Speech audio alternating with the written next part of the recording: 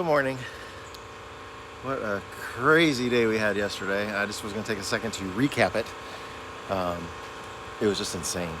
It was my day off. It was supposed to be my day, my relaxing day, and it just ended up being so absolutely ridiculous. Hey, Nick. Good morning. You can see we got a new bus in the shop today.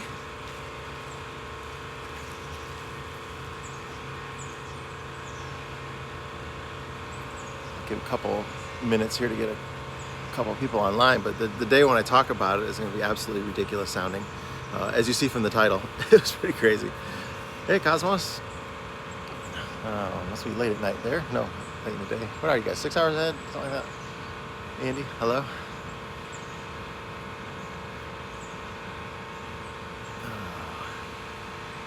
Yeah, so yesterday was Sunday, and I'll have a video on all of this, but I just wanted to recap it because it's just so ridiculous. I was really looking forward to getting a lot of rest and relaxation. It's going to be funny watching him get in. Oh, he's got it. He's getting into his bus. Yeah, it was my day of, I had so much work. We've had buses in and out of here, so many buses here. Finally, the Prevost left Saturday morning. We finished that up and got it done and out of here. So the only bus that was here was Robbie's bus, that they're on the other end of the property. They've been working on painting it, that MC12. They'd come back to do some a little bit of maintenance and stuff. And they've just been camping here, working on their house systems and things like that. So anyways, I had a couple weeks ago, I was over at my neighbor's father's house, and I noticed a bunch of rotten windowsills in his house. And I said, you know what, I'll come over here in a couple weeks and replace these for you. And Robbie, who's here, had said he was going to come help do that too, because he does construction and stuff. So that was the only thing I had planned for the day. I was going to go help the neighbor's dad out.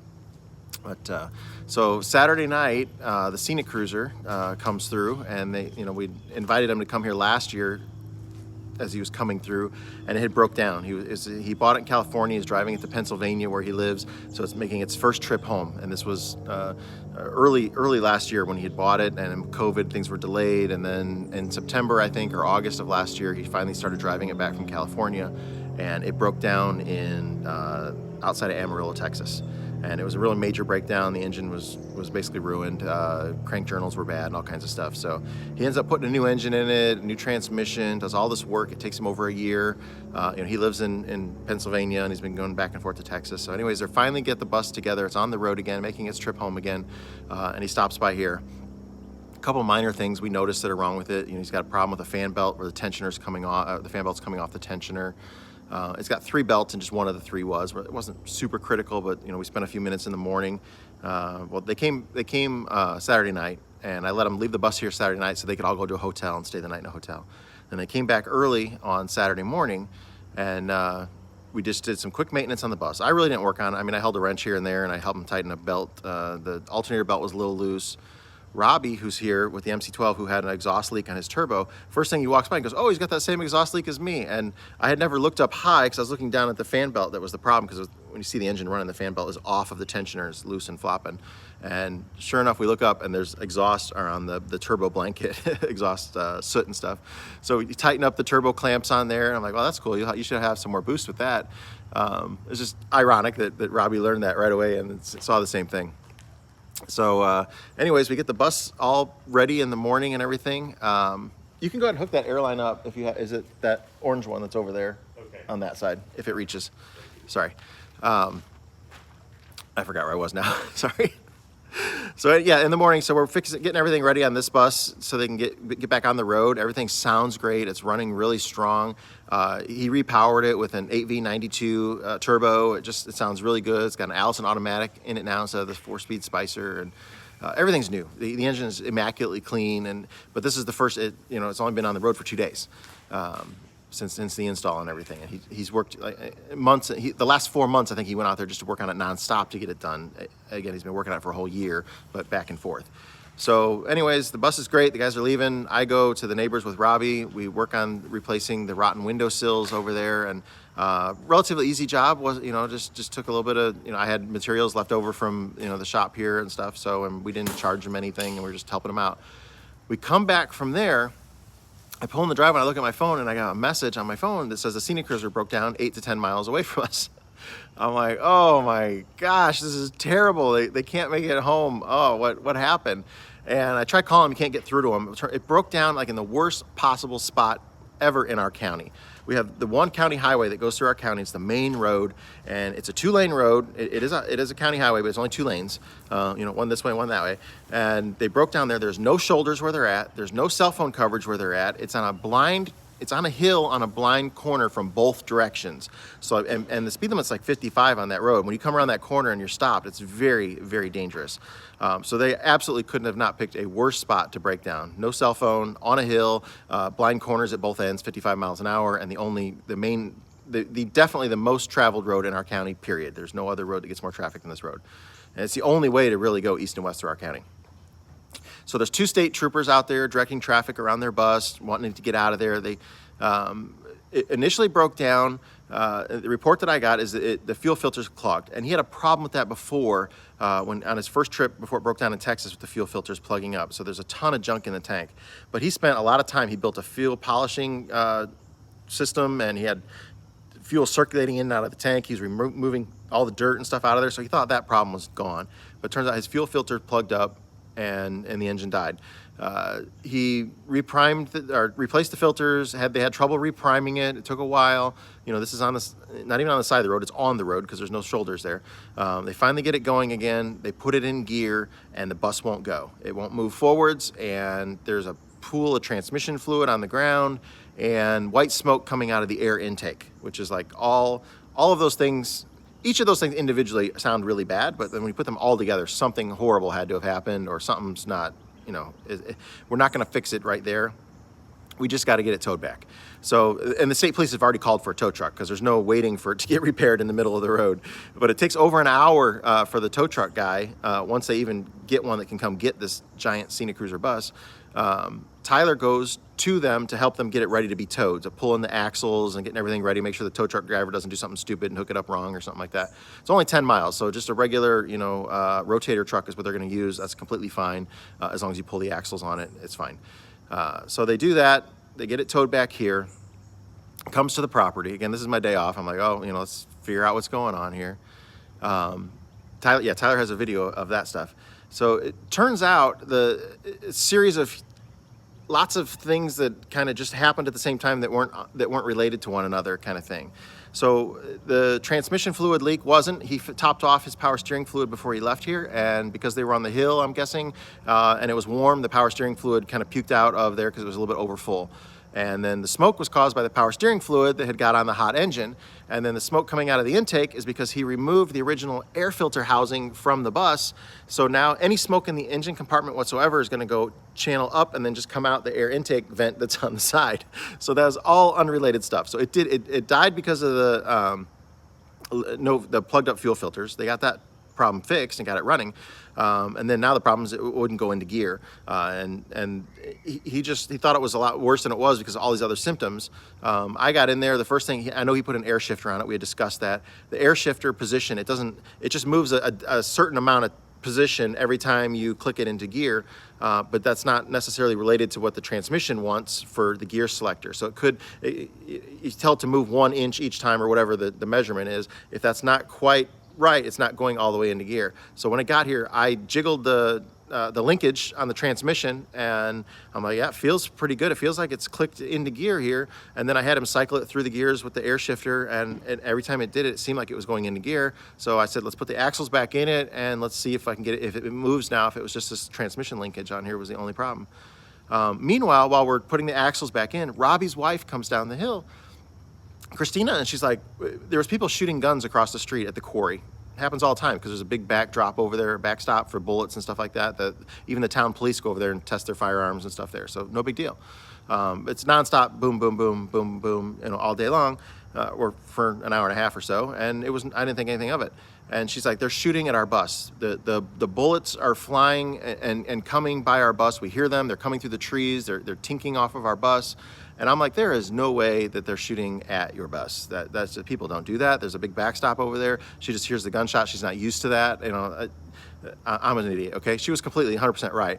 And then a few minutes later, Robbie comes down and says, you know what? I think they're shooting skeet, and it's the shotgun pellets are falling onto our bus.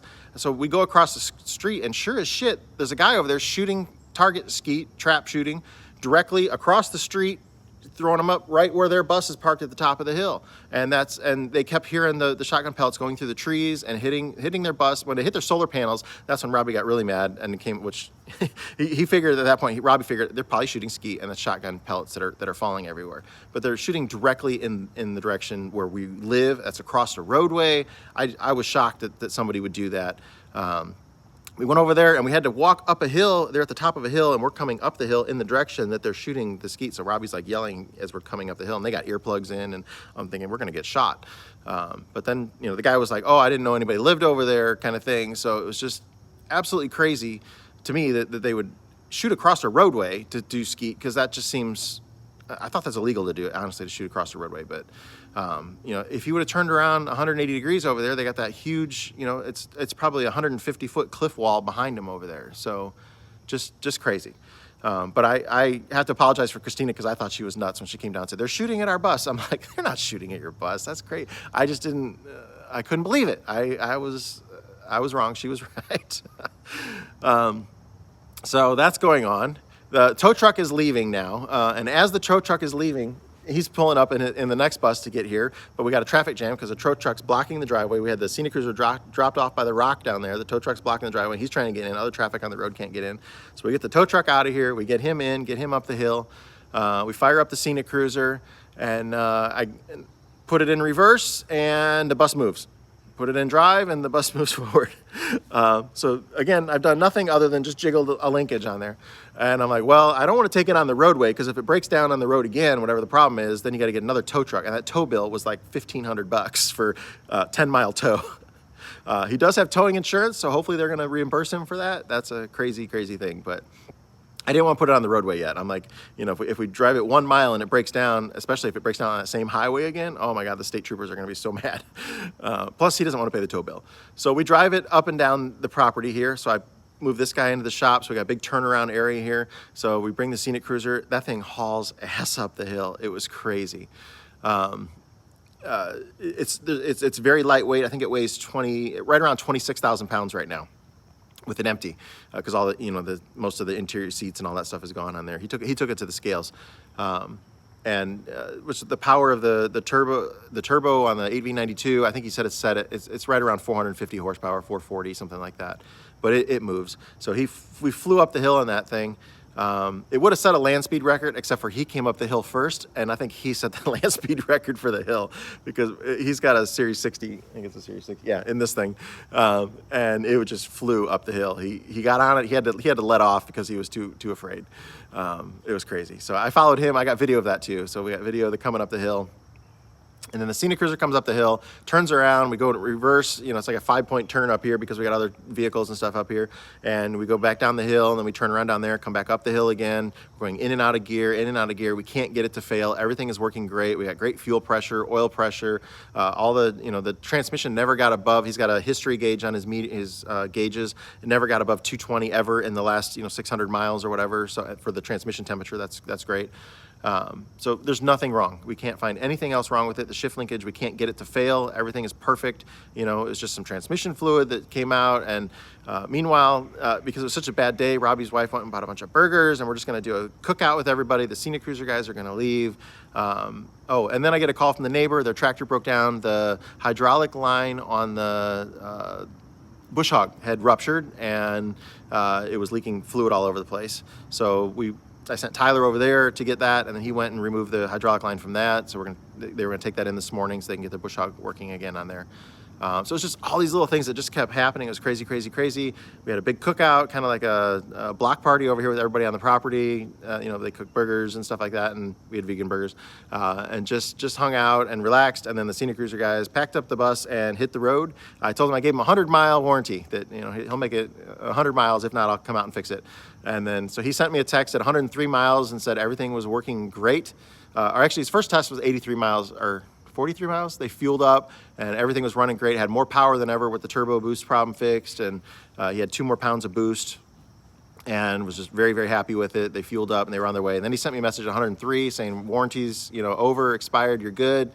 And then I sent him a text after that asking if he wanted to extend his vehicle warranty had expired, and I was gonna put him on a spam list for that. We always get those phone calls and stuff. And then he sent me another message that they made it 200 miles for the night and stopped for the night. So everything's going great and they're on their way back. So it was just an absolute crazy day. That was my day off, and so this morning we're getting ready to start working on this bus here. We got same thing as usual, wheel bearing issues, airbags, all kinds of stuff. So, but it was amazing that we were able to fix the Scenic Cruiser with no money other than the tow to get it out of here. I wish I could have went and fixed it on the roadside, but just the description of what was wrong and where it was at, it just wasn't possible. You know, no way that I think it was gonna be something super, super simple like that. But once it got here and I knew that the transmission fluid didn't come from the transmission and that, you know, the smoke was just, you know, the power steering fluid burning off and stuff. It was just crazy, crazy, crazy. So anyways, I got a long day today. We're going to get started working on this. I will post a video of everything from yesterday because we have all of that. It was crazy. I couldn't believe it. So if you asked a question, I didn't read it. I didn't look at anything. Hopefully everybody was being nice. I just wanted to get through the story and let you know what we had going on. We got another bus here. Other buses coming and going, and I think Robbie's gonna stick around a little bit this week and help me work on the apartment. Losing my voice.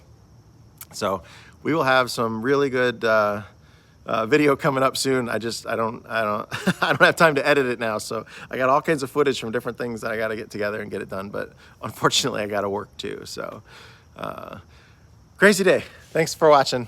We'll catch you later.